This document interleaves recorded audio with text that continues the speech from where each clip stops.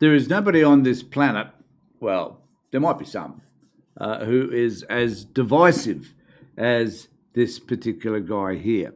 So I'm going to play a clip of Bolt's latest effort to discredit Albanese and the left, not progressive, but left of politics, because his level of sarcasm is something that I find quite extraordinary. And when he finds a way to compliment Albanese, you know that it's not a compliment at all. It's just him wanting to have a go at him. And in this particular clip, and one of the interesting things about this for me is that he's talking about division, and that he doesn't like seeing division because that's a terrible thing in our society.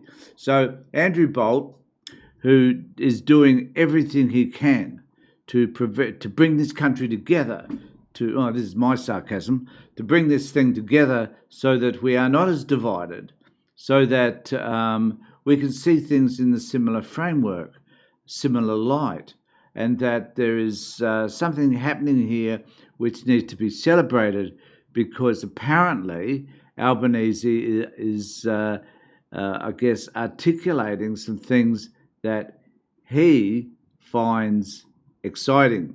So I'm going to show you a bit of this clip of Andrew doing his degree of sarcasm. I mean, he's the most disingenuous individual on this planet, I guess, and he needs to be criticised for being the hypocrite that he actually is. Here's the video. I've said before, the theme of this year will be Australians fighting back against the people trying to divide us. And tonight, more good news. And I think one of the interesting things about that is that it is my goal to be able to fight back against people like Andrew Bolt, to let you know that the man is a large degree of human excrement, and we must call him out for what he is. And I don't care if people object to some of the language that I use with regard to Andrew Bolt, because I'm entitled to. I'm entitled to free speech. I'm entitled to say whatever I want to say in the way that I want to say it, providing I'm not slanderous. So I'm trying not to be any of those things. But, you know, he is a revolting human being, and he's just about to prove to everybody how actual revolting he can be. Because that change really does seem to be on. And the news is not just what I showed you last night. The crowds at yesterday's Invasion Day ceremonies or protests, they were down in Melbourne, way down. In fact, it's my duty. I'm not too sure that they were way down. It doesn't produce any data on that necessarily. I saw some shots of both types of protests, the counter-protests and so on, and the numbers seem to be, relatively high. I'd say they're probably lower on the those people who are supporting Australia Day. There seem to be a lot of people out there supporting Invasion Day. So jury's out, but nevertheless, that's his take. Now to do about the last thing you might expect, maybe that some of you even want. I must praise the Prime Minister. Here we go. So he must praise the Prime Minister for making statements that he agrees with. No, not necessarily. It's actually about some of the things that Albanese and the government have done, which have turned people against the government, in his view. So let's see what else he has to say. Praise Anthony Albanese. Now, I thank this man who tried to divide us by race with a voice, did divide us by pandering to the Muslim vote, by attacking Israel. I must thank the man who flies 3 flags and let in... I think one of the most important things to acknowledge here is that Albo, by recognising Palestine, is attacking Israel, according to this clown.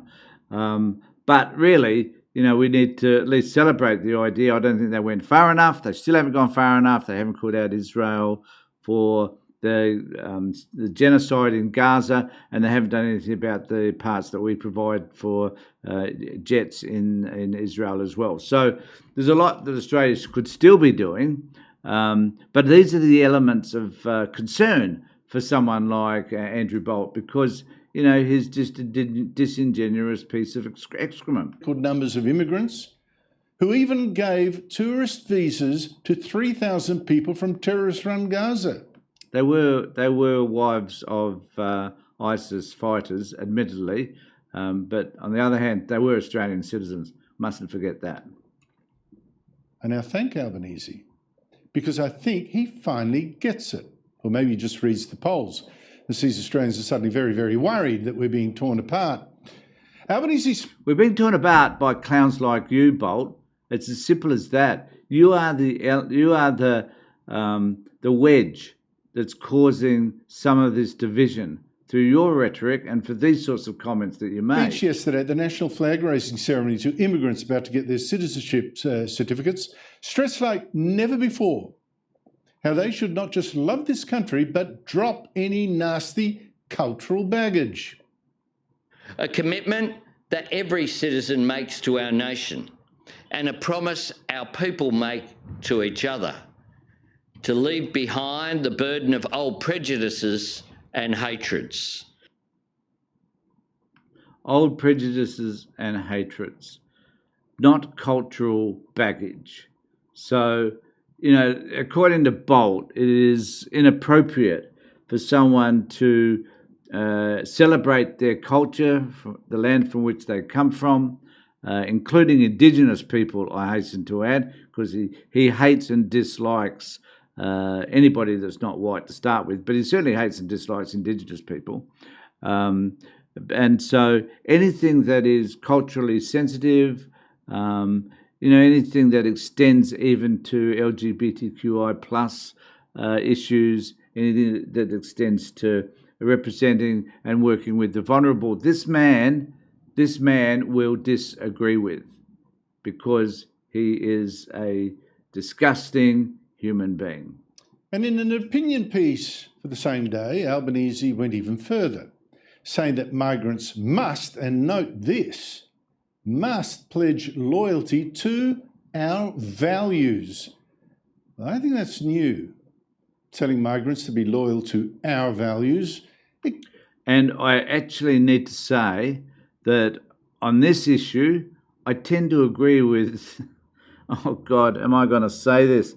I tend to agree with Bolt, because I am still, and I have this argument all the time, and I've discussed it many times on my channel, is that I don't understand specifically what our values are supposed to be, because values vary. I'll go in a long conversation about values. I worked on it for years as a social worker, but what are our values? They vary from person to person. Pauline Hanson's values, this man's values are different from my values, if you like, about what I think which is important, which is supporting the most vulnerable people in our community. That's not a value that they hold to, but it is my value. It's a value that I think Australians should celebrate, but no, not them. So what are values?